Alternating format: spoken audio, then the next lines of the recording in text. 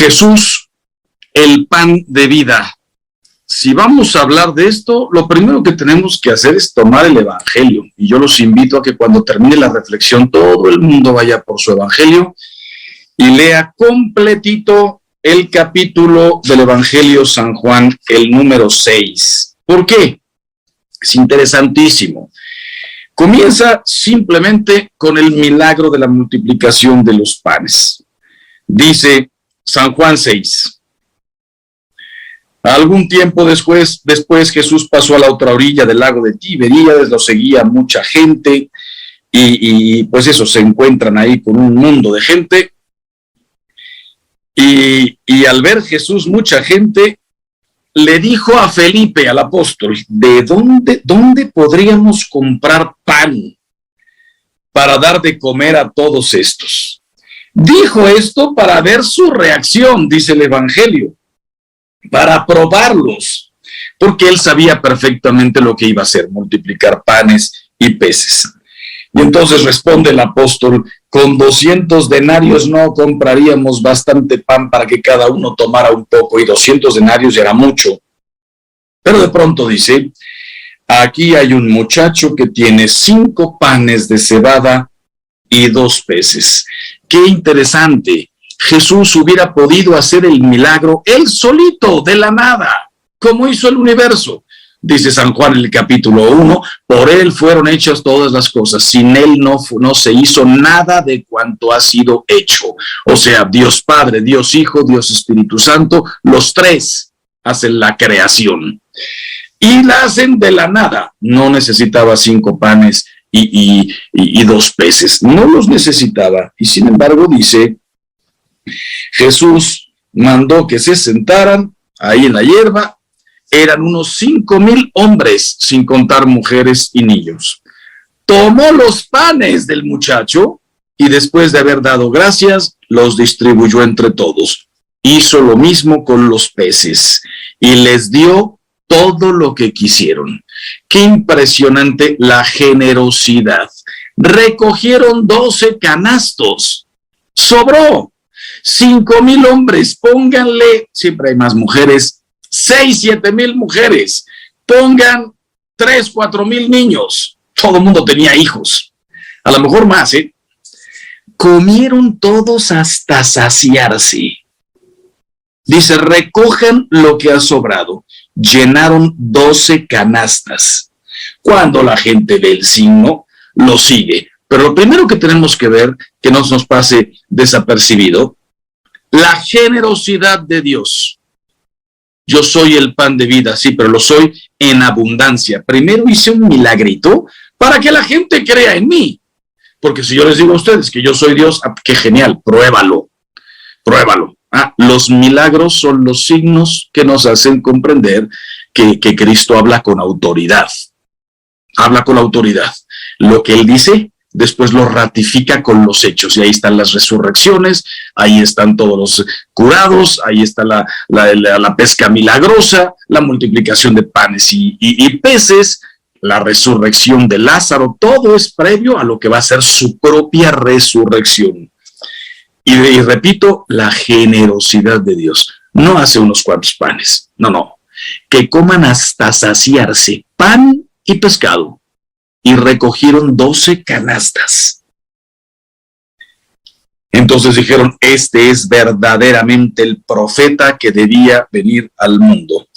Y lo persiguieron para hacerlo rey de los judíos. Dice, entonces se retiró de nuevo a la montaña él solo. De ahí viene otro milagro importantísimo. Mandó a los discípulos, él se fue a rezar a la montaña, y cuando los discípulos ya habían avanzado unos 5 kilómetros en barca, vieron a Jesús que venía caminando sobre el mar y se pusieron a gritar de miedo. Tú dice aquí, tuvieron mucho miedo, hasta que Jesús dijo, soy yo, no tengan miedo, soy yo. Y quisieron subirlo a la barca, pero al instante la barca tocó tierra. Y entonces viene aquí el grande discurso sobre el pan de vida. Al día siguiente, la gente continuaba en la otra orilla del lago y todos vinieron, se enteraron de que Jesús estaba del otro lado del lago y todos fueron por la orilla, corriendo. Unos llegarían en barcas, otras barcas, dice aquí, llegaron de Tiberíades y se detuvieron cerca del lugar donde estaba la gente para escuchar al Señor. Lo encontraron y le dicen: Maestro, ¿cuándo has llegado aquí? Jesús les contestó: les aseguro que no me buscan por los signos que vieron, sino porque comieron pan hasta saciarse. ¡Qué pena!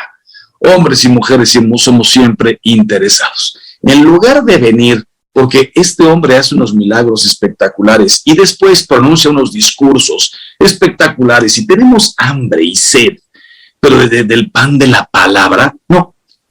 ¿Qué los movió a venir detrás de Jesús? Que regaló pan y pescado por todas partes. Y entonces dice: les aseguro que no me buscan por los signos que vieron, sino porque comieron pan hasta saciarse. Esfuércense por conseguir no el alimento transitorio, sino el permanente, el que da la vida eterna. Este es el alimento que les dará el Hijo del Hombre, porque Dios el Padre lo ha acreditado con su sello. Le preguntaron: ¿qué debemos hacer para actuar como Dios quiere? Jesús les responde: esto es lo que Dios espera de ustedes, que crean en aquel que Él envió. Ellos le dicen: ¿qué señal puedes ofrecernos para que al verla te creamos? ¿Cuál es tu obra? Nuestros antepasados comieron el maná en el desierto, como dice la Escritura. Les dio a comer pan del cielo. Y entonces aquí Jesús responde: les aseguro que no fue Moisés quien les dio el pan del cielo. Es mi Padre quien les da el verdadero pan del cielo. El pan de Dios viene del cielo y da la vida al mundo. Entonces le dijeron: Señor, danos siempre de ese pan. Jesús les contestó, aquí está el título de la charla: yo soy el pan de vida. El que viene a mí no volverá a tener hambre. El que cree en mí nunca más tendrá sed. Pero ustedes, como ya les he dicho, no creen, a pesar de haber visto. Multipliqué panes y peces, los saqué de la nada, había 5 panes y 2 peces, y yo les di de comer a más de 10,000 personas, hasta saciarse, y recogieron 12 canastos. Ustedes no creen. Todos los que me da el Padre vendrán a mí, y yo no rechazaré nunca al que venga a mí. Porque yo he bajado del cielo, no para hacer mi voluntad, sino la voluntad del que me envió, y su voluntad es que yo no pierda a ninguno de los que él me ha dado, sino que los resucite en el último día. La voluntad de mi Padre es que todos los que vean al Hijo y crean en él tengan vida eterna, y yo los resucitaré en el último día. Los judíos, dice aquí, comenzaron a murmurar, porque él había dicho: yo soy el pan que ha bajado del cielo. ¿Y qué empezaron a murmurar los judíos? Dice: este es Jesús, el hijo de José, el carpintero. Conocemos a su padre y a su madre. Habían visto a María y habían visto a José. Fíjense cómo los hombres inmediatamente empezamos a poner trabas. Pero si yo lo conozco, pero ¿cómo se le ocurre? ¿Pero qué idea trae este? Yo lo he visto en la carpintería, alguno habrá dicho: a mí me hizo un mueble. ¿Cómo se atreve a decir que ha bajado del cielo? Si sabemos dónde vivió toda la vida, en Nazaret, podemos ir a su casa. Jesús respondió: no sigan murmurando. Nadie puede venir a mí si el Padre que me envió no se lo concede. Está hablando de la fe. Aquí les hago la primera petición de esta charla. No se vayan jamás a la cama, jamás, sin pedir: aumenta mi fe, mi esperanza y mi amor. Nadie puede venir a Jesús si el Padre no lo llama. Recuérdenlo siempre. Aumenta mi fe, mi esperanza, mi amor. Yo podría perder por frivolidad, por materialismo, por hedonismo, podría perder la fe mañana. ¿Sabes cuánta gente creyó y después dejó de creer? Hay un escritor mexicano que no quiero ni decir su nombre, pero fue seminarista, llegó a teología, después perdió la fe y se dedica a hablar en contra de la iglesia y a escribir. Es un escritor, tiene buena pluma, se dedica a escribir en contra de la iglesia, era seminarista. José Stalin, el dictador soviético, el causante de las purgas stalinistas, causante de más de 60 millones de muertos en Rusia en su periodo hasta que él se murió, no dejó de asesinar gentes. José Stalin fue seminarista. ¿Cómo se llama este? Nietzsche, el escritor, otro en contra de Dios, el que dijo Dios ha muerto, y firmó Nietzsche. Después de broma, en su tumba le pusieron Nietzsche ha muerto y firmaron Dios. Nietzsche fue hijo de un pastor protestante, pero por supuesto que habrá vivido su fe de niño, su fe de adolescente. Después no sabemos qué lo llevó no solamente a perder la fe, sino a escribir los peores libros en contra de Dios, de la religión y de la iglesia, concretamente luterana, que es la que él conoció, y de todas las iglesias. Yo puedo perder mi fe mañana. Entonces, no sigan murmurando. Nadie puede venir a mí si el Padre no lo llama. No te vayas a la cama sin pedirle a Dios fe, esperanza y amor. Y dice, está escrito en los profetas, todo el que escucha al Padre y recibe su enseñanza viene a mí. Esto no significa que alguien haya visto al Padre. Solamente aquel que ha venido de Dios ha visto al Padre. Yo les aseguro que el que cree tiene vida eterna. Yo soy el pan de vida. Sus padres comieron el maná en el desierto y sin embargo murieron. Este es el pan que ha bajado del cielo para que quien lo coma no muera. Y entonces aquí viene en el versículo 51 el discurso eucarístico. Jesús añadió, yo soy el pan vivo bajado del cielo. El que come de este pan vivirá para siempre, y el pan que yo daré es mi carne. Yo la doy para la vida del mundo. Dice aquí, esto provocó una fuerte discusión entre los judíos, los cuales se preguntaban, ¿cómo puede éste darnos a comer su carne? Jesús les dijo, yo les aseguro que si no comen la carne del Hijo del Hombre y no beben su sangre, no tendrán vida en ustedes. El que come mi carne y bebe mi sangre tiene vida eterna, y yo lo resucitaré el último día. Mi carne es verdadera comida y mi sangre es verdadera bebida. Estos son los versículos que los protestantes ignoran. No pueden leerlos, incluso los que se llaman cristianos. Solo los católicos creemos esto. Hasta los cristianos quitaron por una parte a la Santísima Virgen María y estos versículos no los pueden ver porque dicen, lo dijo en forma figurada. Esto significa mi carne, esto significa mi sangre. Y de pronto llegan a este versículo. Mi carne es verdadera comida y mi sangre es verdadera bebida. Se les cae a los protestantes de las manos el evangelio cuando llegan a este versículo. El que come mi carne y bebe mi sangre, vive en mí y yo en él. Como el Padre que me envió posee la vida y yo vivo por él, así también el que me coma vivirá por mí. ¿Qué cantidad de veces usa la palabra comer? Carne, sangre, vida en ustedes. Coman. Este es el pan que ha bajado del cielo, no como el que comieron sus antepasados. Ellos murieron, pero el que coma de este pan vivirá para siempre. Todo esto lo expuso Jesús enseñando en la sinagoga de Cafarnaúm. Y aquí viene algo interesantísimo. Muchos de sus discípulos al oír a Jesús dijeron, esta doctrina es inadmisible. ¿Cómo puede decirnos que tenemos que comer su carne? ¿Quién puede aceptarla? Por eso los protestantes se fueron. Luteranos, calvinistas, Schwindio, los cristianos. Usaron estas mismas palabras. Esto es inadmisible.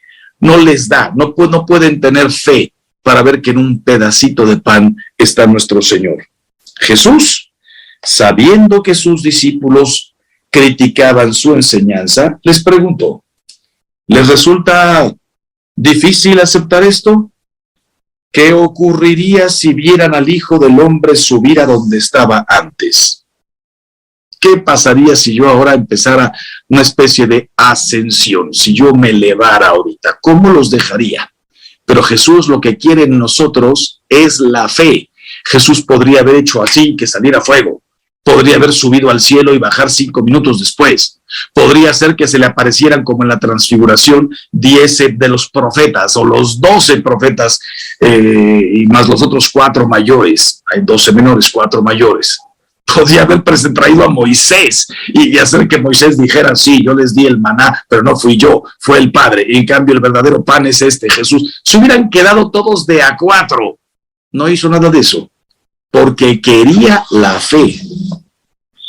Dijo esto, pero algunos de ustedes no creen. El Espíritu es quien da la vida, la carne no sirve para nada. Las palabras que les he dicho son espíritu y vida, pero algunos de ustedes no creen. Dijo esto Jesús porque sabía desde el principio quiénes eran los que no creían y quién lo iba a entregar. Y añadió, por eso les dije, nadie puede venir a mí si el Padre no se lo concede. Tenemos que pedirle fe todos los días a Dios. Desde aquel momento, muchos de sus discípulos se retiraron y ya no andaban con él. Nunca confundan discípulos con apóstoles. Jesús tenía 200, 300, 500 discípulos que ya lo venían siguiendo a todas partes. De esos discípulos, escogió 12 apóstoles, no nos confundamos. Entonces Jesús preguntó a los 12, no a los 500, muchos comenzaron a marcharse. Preguntó a los 12, ¿ustedes también se quieren marchar? Simón Pedro le respondió, Señor, ¿a quién iríamos? Tú solo tienes palabras de vida eterna. Nosotros creemos y sabemos que tú eres el Santo de Dios. Jesús entonces concluyó, ¿no los elegí yo a los 12? Y sin embargo uno de ustedes es un diablo. Y no dijo quién, no lo desveló. Se refería a Judas, hijo de Simón Iscariote, porque Judas, precisamente uno de los 12, lo iba a entregar. Hasta aquí el Evangelio. Yo nomás quiero que tomen conciencia, después ustedes lo leen palabra por palabra. Quiero que tomen conciencia de esto. Pedro vivía en Cafarnaúm, ahí estaba su casa, ahí estaba la casa de la suegra. Los discípulos y los apóstoles organizaron toda esta comitiva, hicieron que viniera mucha gente. Imagínense, porque nos tenemos que meter en ese momento, que yo les pidiera a todos ustedes, júntenme 10,000 personas. Como a veces hago en mis conferencias, 3,000 gentes a la conferencia, me ha tocado 17,000, me han tocado las ordinarias en las noches, 1,000 personas. Nosotros crecimos con la Eucaristía. En aquel momento no tenían ni idea. Imagínense que yo soy Simón Pedro y yo solito traje 200 personas y los otros 12, los otros 11, cada uno, 50, 100, 150, más los discípulos invitaron a otros y ahí se juntaron miles de personas. Y de pronto, Simón Pedro, orgullosísimo, diciendo, van a ver lo que les va a decir. No se imaginan ustedes a quién traje, van a ver, escuchen. Jesús comienza a hablar y de pronto sale con esto. Tienen que comer mi carne y beber mi sangre. ¿Saben ustedes que beber sangre era lo peor que se le podía pedir a una persona?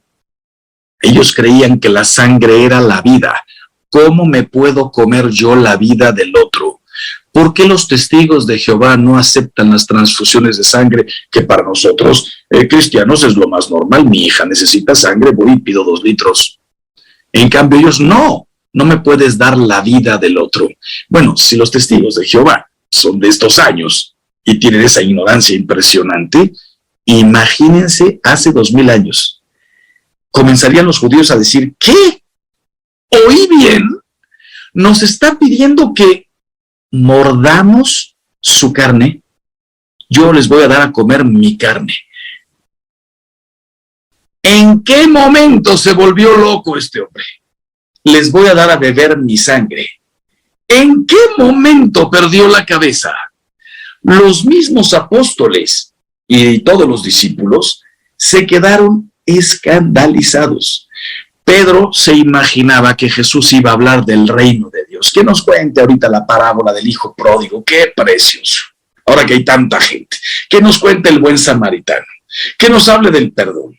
Que nos hable de la casa del Padre. Que nos hable de la paz que vino a traernos. Ojalá que diga algo de los romanos, a ver si ya los romanos van a desaparecer aquí. Pedro sintió, traigo a mi mejor gallo. Aquí está Jesús. Y viene a hablar con ustedes. Y ese Jesús dice, tienen que comer. El que no coma mi carne y beba mi sangre, no tendrá vida. El que come mi carne y bebe mi sangre, yo lo resucitaré en el último día. Está juntando incluso dos cosas. Hablando de la Eucaristía, comer mi carne y beber mi sangre, que no existía. Y está hablando de la resurrección, que no creían. Los fariseos y los saduceos, unos sí creían en la resurrección, pero nada más del espíritu, no de la carne. La carne se pudre. Peleaban entre ellos, fariseos, saduceos. Y viene él y junta, el que coma mi carne y beba mi sangre, yo lo resucitaré. Y como alguno habrá hecho una cara como diciendo, no estás hablando en serio, ¿verdad? Mi carne es verdadera comida y mi sangre es verdadera bebida. El que come mi carne y bebe mi sangre tendrá vida eterna. Está en mí y yo en él. Pueden imaginarse el escándalo, incluso la desilusión en las caras también de los 12. ¿Y usted cómo sabe, padre? Se voltea a Jesús y les dice a los 12, viéndoles las caras, ¿también vosotros queréis marcharos? ¿También ustedes se van a escandalizar de estas palabras? Y ahí otra vez Pedro, así como Pedro había dicho en la barca, Señor, mándame ir a ti. Así como Pedro había dicho ahí en este lugar, Cesarea de Filipo, ¿quién dice la gente que soy yo? Y Pedro contestó, después de que alguien dijo, unos dicen que el Mesías, otro que uno de los profetas, uno que Juan el Bautista que ha resucitado, otros dicen que no sé qué. ¿Y vosotros quién decís que soy yo? Se adelanta Pedro y dice, tú eres el Hijo del Dios vivo. Pedro, bienaventurado eres. Esto no te lo reveló ni la carne ni la sangre. Ha sido mi Padre que está en el cielo el que te ha sugerido estas palabras. Lo mismo aquí. De pronto dice, ¿también vosotros queréis marcharos? Responde Pedro lleno del Espíritu Santo, porque siempre ya sabemos que Pentecostés fue después, pero hay Pentecostés chiquitos, por decirlo así, previos, que fueron recibiendo los apóstoles, concretamente Pedro. En este momento dice, ¿a quién iríamos? Solo tú tienes palabras de vida eterna. Y entonces los 12, incluido Judas, que era un diablo, incluido Judas, los 12 se quedan con Cristo. De ahí nos saltamos hasta la última cena, en donde ya hace concreto. Primero se los había dicho, se los había anunciado, adelantado. Cuando llega la cena, toma el pan, tomad, comed, todos de él. Esto es mi cuerpo. Jesús, el pan de vida, verdadera comida, verdadera bebida, verdadero alimento. Tomad, bebed. Esto es mi sangre que se entrega por ustedes. Son las palabras que nosotros seguimos repitiendo todos los días en la consagración. Ahora bien, preparé aquí unas cosas que les quiero comentar. Dice aquí, desde el siglo II, el testimonio de San Justino Mártir es impresionante. En grandes líneas hace un desarrollo de la celebración eucarística y esto ha permanecido invariable hasta nuestros días a través de la diversidad de tradiciones, rituales litúrgicos, etc. He aquí lo que el santo, San Justino, escribe en el año 155 para explicar al emperador pagano Antonino Pío lo que hacen los cristianos. Miren qué hermoso. El día que se llama Día del Sol, en inglés esto lo mantienen, Sunday. Nosotros decimos domingo porque es Dominus. Dominus significa Señor. Domingo, Día del Señor. En inglés Sunday, el Día del Sol. tiene lugar la reunión en un mismo sitio de todos los que habitan en la ciudad o en el campo. Todos se juntan. Ciudad o campo significa pobres y ricos. Los que tienen tierras, los que no. Los que tienen casa propia, los que duermen pastores en descampado. Se leen las memorias de los apóstoles, lo que nosotros hacemos. Leemos los Hechos de los Apóstoles en la primera lectura. Los escritos de los profetas, es lo que hacemos nosotros en la Eucaristía, tanto tiempo como es posible. Nosotros a veces decimos, ¿cuál es la misa más rápida? ¿En dónde el Padre tarda menos tiempo? Aquí dicen, tanto tiempo como es posible, porque mi palabra es también alimento. Cuando el lector ha terminado, el que preside toma la palabra para incitar y exhortar a la imitación de cosas tan bellas. ¿Qué es esto? La homilía. Como se dan cuenta, aquí todavía no habló de en el nombre del Padre, el Gloria. Todavía no era así la misa. Muchas cosas se fueron añadiendo. Aquí se comenzaba con las lecturas.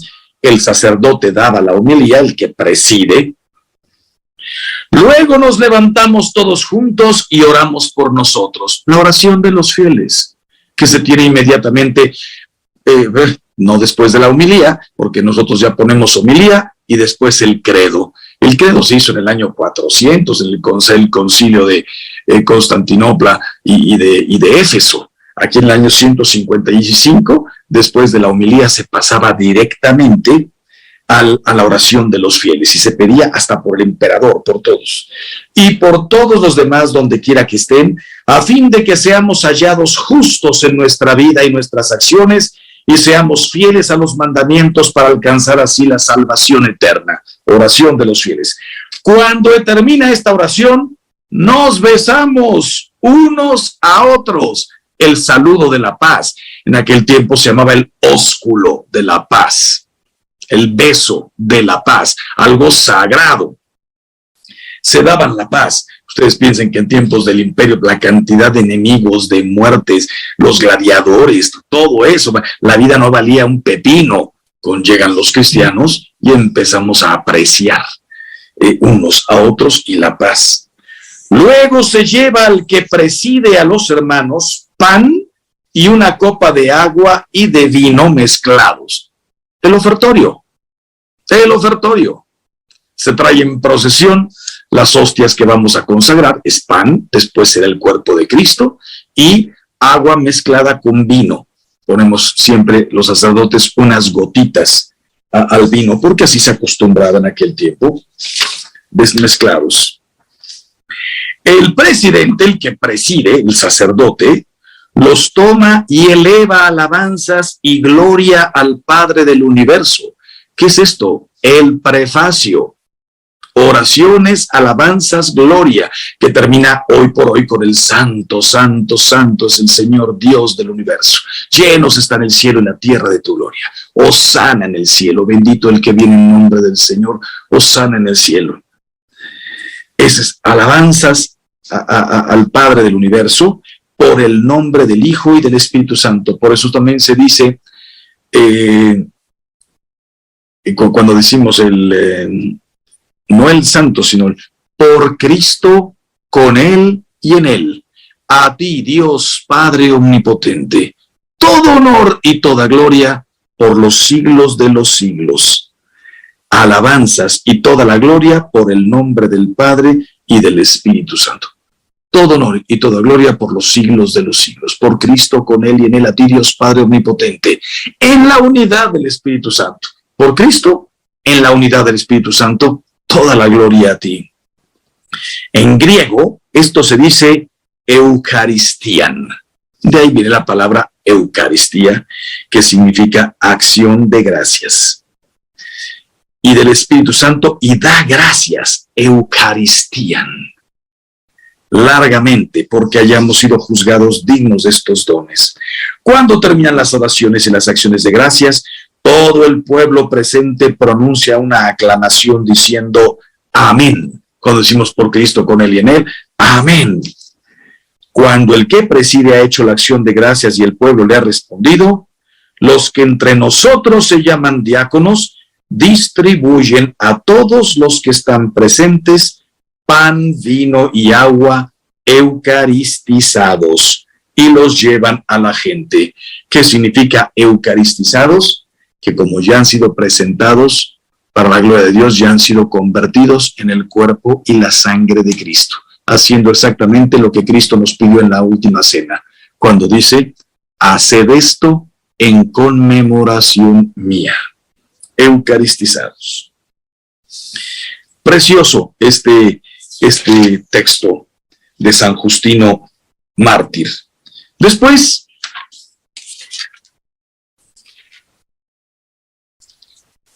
el nombre de este sacramento. ¿Por qué decimos pan de vida? Mira, la riqueza inagotable de este sacramento se expresa mediante los distintos nombres que se le da. Cada uno de estos nombres evoca alguno de los aspectos. Y por tanto, no solamente Jesucristo, pan de vida, dice aquí, Eucaristía, porque es acción de gracias a Dios. La palabra Eucaristein, recuerdan, la bendición judía que se proclamaba desde tiempos de Moisés, sobre todo durante la comida, y se recordaban las obras de Dios: la creación, la redención y la santificación. Por eso llamamos Eucaristía a toda la misa, porque todo es un acto de acción de gracias a Dios Creador, a Jesucristo Redentor, al Espíritu Santo Santificador. ¿Cuáles son las obras de Dios? La creación, la redención y la santificación. Se le llama también banquete del Señor, porque se trata de la cena que el Señor celebró con sus discípulos, la víspera de su pasión y de la anticipación del banquete de bodas del Cordero en la Jerusalén celestial. Saben que a nuestro Señor le encantaba poner como ejemplo un banquete de bodas. Por eso, en algunas parábolas, llega el novio y entraron todos al banquete, y estaban las vírgenes. 5 entraron al banquete, otras 5 no.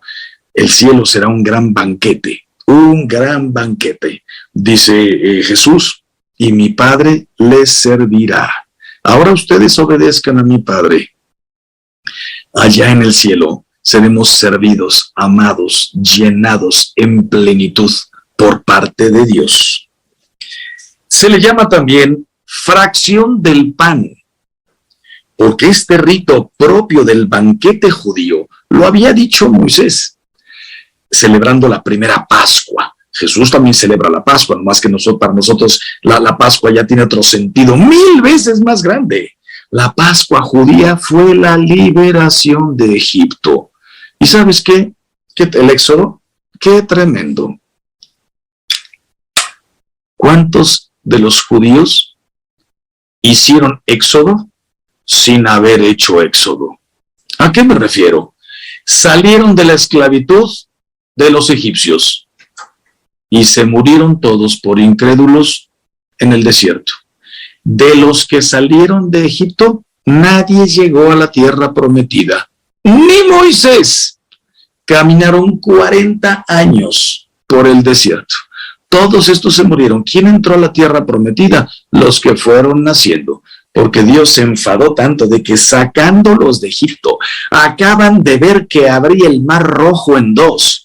Sale todo el pueblo, se cierran las aguas, matan a todos los egipcios, nada más llegar al monte Horeb. Como Moisés se tardaba porque estaba hablando con Dios en el Horeb cuando recibe los 10 mandamientos, baja Moisés y se encuentra con que están todos bailando en torno a un becerro de oro.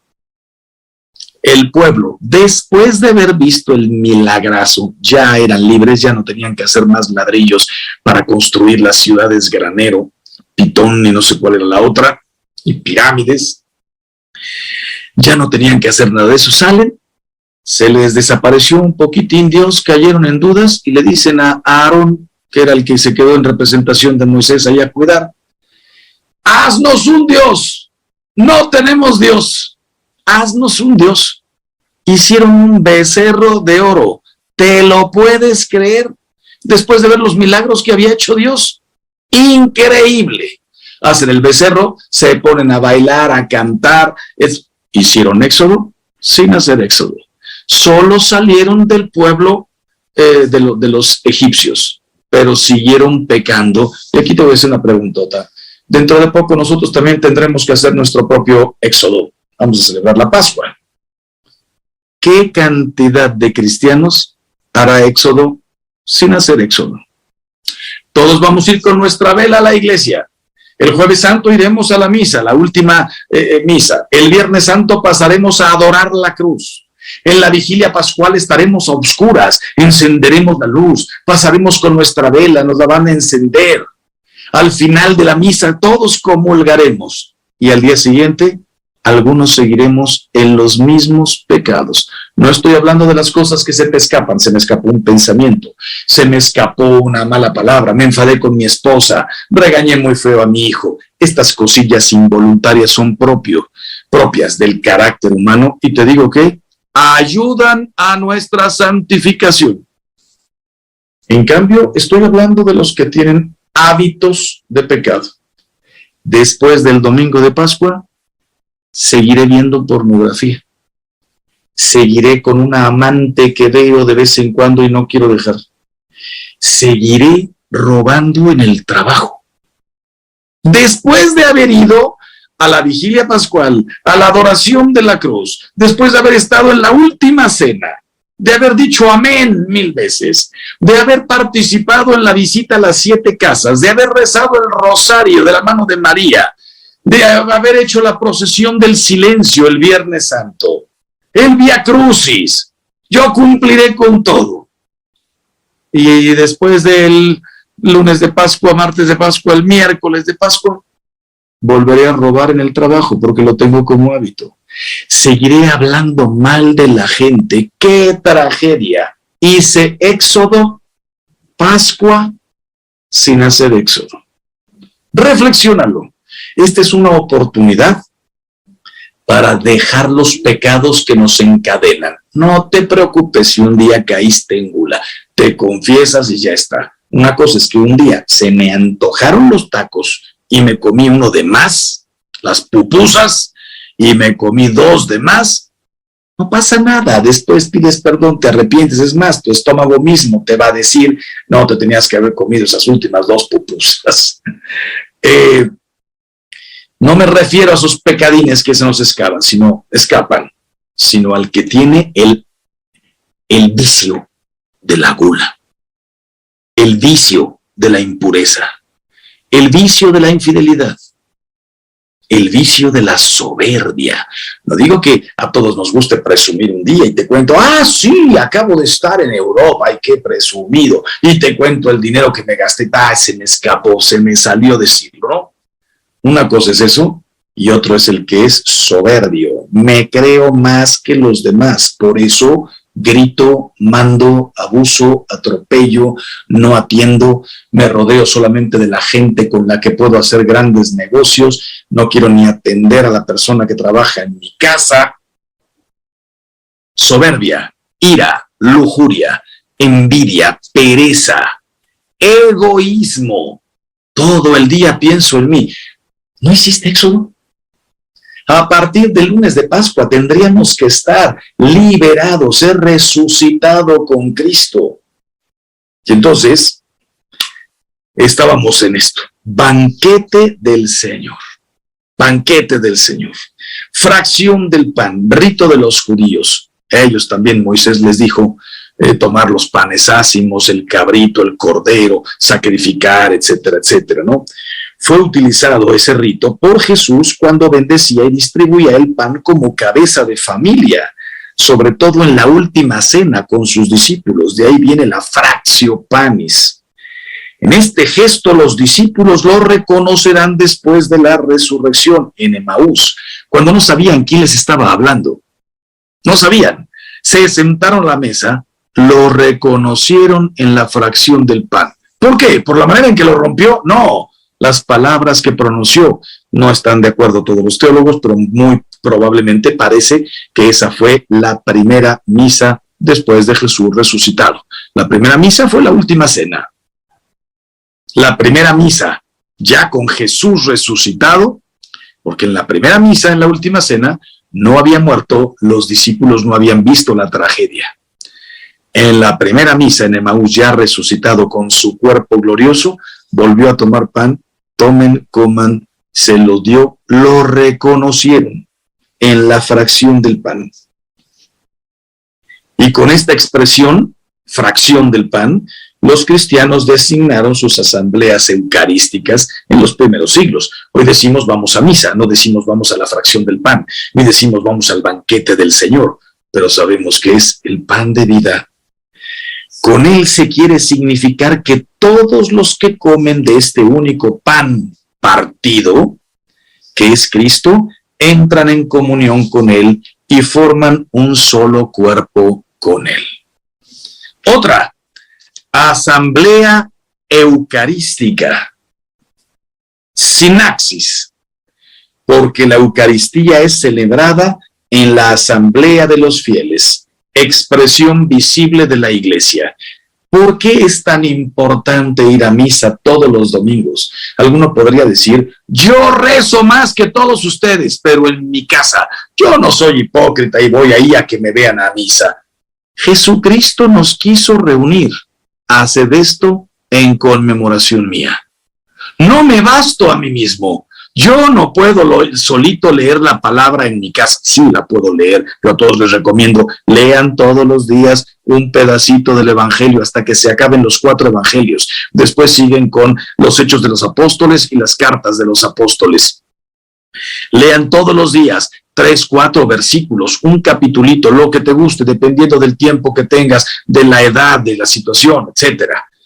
Lo puedes leer en tu casa, pero lo que nos enriquece es el comentario. Hay gente que se preparó, especialmente los sacerdotes, se preparó para comentar todo esto, para explicarte. Hay partes de la Escritura que no se entienden si no te las explica alguien. Y después, yo puedo leer la Biblia en mi casa, pero no soy iglesia yo solito en mi casa. ¿Y la Eucaristía qué?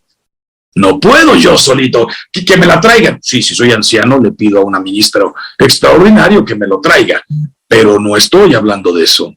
Estoy hablando de que tenemos que hacer iglesia. Por eso se llama asamblea eucarística. Expresión visible de la iglesia. Otro, memorial de la pasión y de la resurrección del Señor. ¿Por qué? Porque cuando lo celebramos, estamos recordando lo que pasó. No solamente en la última cena, sino que se entregó por nosotros. Estamos recordando su pasión. La última cena fue en vísperas de la pasión. Ya sabemos que la misa es otro Viernes Santo. Es otro Jueves Santo y otro Viernes Santo. Jueves, porque fue lo que hizo Jesús el jueves, pero de ahí se fue inmediatamente a Getsemaní. Entonces, por eso es memorial de la pasión. Jesús no solamente nos da su cuerpo y su sangre, nos dio toda su vida, memorial de la pasión. No existe Eucaristía sin pasión, no existe pasión sin Eucaristía. Otra, santo sacrificio. Todos estos son los nombres paralelos al pan vivo. Santo sacrificio, porque actualiza el único sacrificio de Cristo Salvador e incluye la ofrenda de la Iglesia. Santo sacrificio de la misa, sacrificio espiritual, sacrificio puro. Yo no estuve el Viernes Santo, estuve en el corazón de Dios, sí, pero yo no estaba ahí presente. Yo podría decir, yo no lo crucifiqué, perdónenme, pero yo no lo insulté. Pero yo nací 2000 años después y yo lo crucifiqué y yo lo insulté con mis pecados. Conoce una canción hermosísima de Jesús Adrián Romero, si hubiera estado ahí, y después dice, pensándolo muy bien, también estuve ahí, soy yo quien te escupió, quien tu costado hirió, fui yo, pero como si yo no estaba. fui yo después con mis pecados. Porque Jesús, no digo sigue muriendo, murió una vez para siempre, pero se sigue entregando. Se entregó primero en la cruz, ahora se sigue entregando en el altar para ser alimento, para ser mi pan vivo. Tomad, comed, el que coma mi carne y beba mi sangre. Yo no estuve en la última cena. Se sigue entregando para que lo pueda recibir yo y lo puedas recibir tú. Si no, hubiera sido un regalazo, nada más para los 12, después para los 500. Y ya a partir de la ascensión, que son los discípulos los que empiezan a celebrar la misa, podrían decir perfectamente, si no hubiera dejado la misa, si no se hubiera quedado como pan vivo, hubiéramos podido decir, no, pues Jesús fue un regalazo solo para los 12 y después para los que siguieron yendo a misa en esos 50 días en que Jesús estuvo con nosotros hasta el día de la ascensión. No, Jesús no es para unos pocos. Jesús es para todos, para ti y para mí. Es mi pan vivo. Por eso el santo sacrificio de alabanza, sacrificio espiritual, no muere más, pero sí se sigue entregando. Otro nombre, santa y divina liturgia. Porque toda la liturgia de la Iglesia encuentra su centro y su expresión más densa en la celebración de este sacramento. Son importantes los 7 sacramentos, pero este es el culmen, la Eucaristía. En el mismo sentido se le llama también celebración de los santos misterios. Jesús vino al mundo para ser modelo, camino, verdad, vida, para hablarnos del Padre, porque teníamos a un Padre totalmente desconocido, un Padre que pide, cuando entres al pueblo, mata a hombres, mujeres y niños. La ley de Moisés, cuando ya no te guste tu mujer, dale un libelo de repudio y devuélvesela a su papá. ¿De verdad querría eso Dios Padre? O sea, así se lo dijeron los apóstoles. Moisés nos permitió divorciarnos de nuestras mujeres. Dice, sí, por la dureza de vuestro corazón, porque ustedes pelean. Al principio no fue así. Así que ahora yo les digo realmente lo que hay en el corazón del Padre. Lo que Dios ha unido, que no lo separe jamás el hombre. Jesús vino a ser modelo, camino, verdad, vida, a enseñarnos el verdadero corazón del Padre. Ojo por ojo, diente por diente. Ves a una mujer en adulterio, apedréala. No es así. Los musulmanes todavía lo hacen. Como salga una mujer sin velo a la calle, apedrénla. En los países más radicales, un muchachito que roba, córtale el brazo. ¿Eso lo quiere de verdad Dios? Jesús vino a hablarnos del corazón del Padre, perdonar 70 veces 7, dar la vida por los demás. Toda la liturgia es preciosa. Celebración de los santos misterios. Santo sacramento, porque es el sacramento de los sacramentos. Con este nombre se designan las especies eucarísticas guardadas en el sagrario. Y las últimas 2, y terminamos. Comunión. Porque por este sacramento nos unimos a Cristo, que nos hace partícipes de su cuerpo y de su sangre. Por eso es comunión. Nos unimos para formar un solo cuerpo. Solo los católicos estamos todos en comunión. Los cristianos están en comunión de ideas, de pensamientos. Nosotros recibimos al Dios verdadero. Somos miembros de su cuerpo místico. Se le llama también, finalmente, Santa Misa. Porque la liturgia en la que se realiza el misterio de salvación se termina con el envío de los fieles. Mucha gente no sabe ni qué significa misa. En latín se decía missio. De ahí viene misión, significa enviar. A fin de que cumplan la voluntad de Dios en su vida cotidiana. En latín se decía missa est. Al terminar, ha sido enviada la asamblea a vivir como cristianos por todas partes. ¡Qué belleza! Todo lo que tiene que ver con este pan de vida. Y por último, miren lo que dice aquí. Se le llama también al pan de vida, a la Eucaristía, a la comunión, a la Sagrada Liturgia. Todo lo que hemos dicho también se le puede llamar las cosas santas. En latín, santa. Griego, tahagia. ¿Qué significa? Las cosas santas. Es el sentido primero de la comunión de los santos. ¿Qué es la comunión de los santos? De todos los que comulgamos y nos estamos esforzando no por ser perfectos, porque no existe ni siquiera un santo fue perfecto, pero por ser lo más santos posibles. Pan de los ángeles, pan del cielo, medicina de inmortalidad, viático, cuando ya estoy sintiendo a lo mejor que llega la muerte, el viático para irme acompañado al cielo. Pues bueno, queridos hermanos, me quedan 2 minutitos.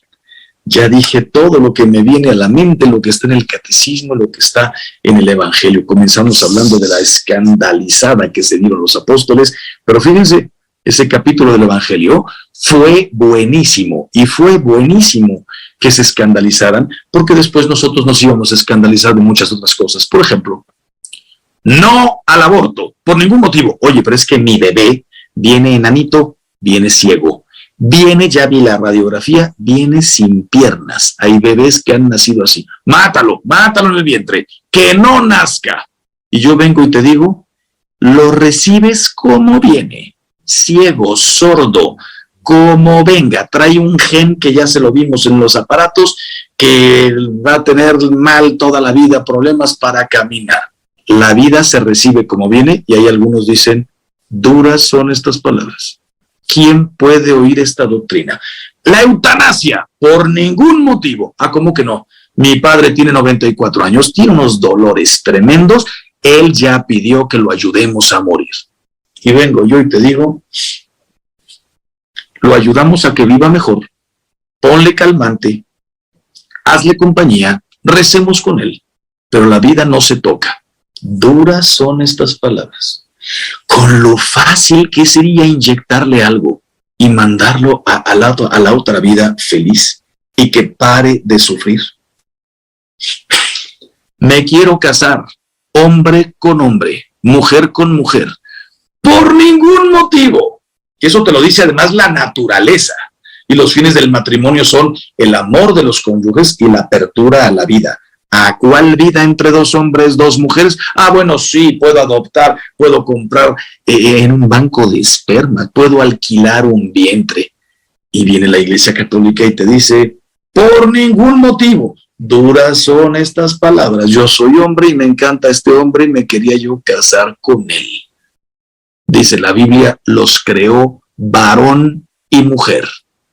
Varón y mujer, no hay 10 géneros. ¿Cómo que no hay 10 géneros? Hoy en todo el mundo ya ni siquiera se usa la palabra sexo. Ya vas al aeropuerto y tu pasaporte en algunos países ya no dice sexo, género. Y si te metes a la computadora a llenar los requisitos de no sé qué, te pone hombre, mujer, otros. ¿Qué es otros? Ahí quieren que pongamos bisexual, asexual, su cuerpo de hombre pero soy mujer, el hombre que está dentro de mí, soy un hombre atrapado en el cuerpo de una mujer. Yo un día en una charla partí a todos de risa cuando dije, ¿saben qué? Yo ya pasé por esas, yo ya viví eso. Se me queda toda la gente viendo. Yo también fui un hombre atrapado en el cuerpo de una mujer, hasta que mi mamá me dio a luz. Ya soltaron todos la carcajada. Dios mío, padre, nos estábamos poniendo rojos, pensamos que usted... pues mira, qué bueno que los discípulos se escandalizaron y Jesús les dijo, esto los escandaliza. ¿Qué sería si me vieran ahorita subir al cielo? Esto es la realidad, tienes que comer mi cuerpo y beber mi sangre. Esto les escandaliza que no puedes asesinar a nadie, no existe la eutanasia. Esto les escandaliza que no puedes matar a un bebé en el vientre de su madre. Esto los escandaliza que el matrimonio es para siempre. Sería genial que la Iglesia Católica te dijera, bueno, ok, se vale un divorcio en la vida. Bueno, como los ortodoxos, 2 divorcios en la vida. Hombre, qué genial vivir 30 años con una mujer, después 20 con otro, terminar la vida con una tercera persona. No me digas. No existe el divorcio. Los casos de nulidad son otra cosa cuando la Iglesia confirma que estos 2 nunca se casaron. Aunque se casaron y lo vimos, no fue matrimonio, hubo engaños, es lo que pasa antes del matrimonio, no después, antes. Y entonces, esto se escandaliza que no hay divorcios, esto se escandaliza que no hay matrimonios del mismo sexo, esto se escandaliza que tal, que tienes que perdonar 70 veces 7. No. ¿Cómo puedes perdonar 70 veces 7? Tienes que perdonar todo y siempre. recurrir a la justicia. Si este señor me debe dinero, te perdono en mi interior, aunque te tenga que poner una demanda. Y por eso existen las cárceles y los cristianos aceptamos la cárcel. Este hombre violó a una niña. Lo tengo que perdonar. ¿Y sabes qué? Estás perdonado, pero te meto a la cárcel. Tú no puedes estar en la calle. Y si fue una cosa gravísima, te meto 50 años, pero te perdono. Ojalá que un día nos veamos en el cielo. Aquí en la vida tengo que recurrir a la justicia porque tiene que haber justicia, dijo Jesús. Visitar a los encarcelados, no dijo liberar a los encarcelados. Hay gente que no puede estar fuera. Todo esto nos escandaliza. Que tienes que perdonar 70 veces 7, aunque tengas que recurrir después a la justicia, pero perdona. No odies a nadie. Qué bueno que se escandalizaron los apóstoles cuando Jesús dijo, comer mi carne, beber mi sangre.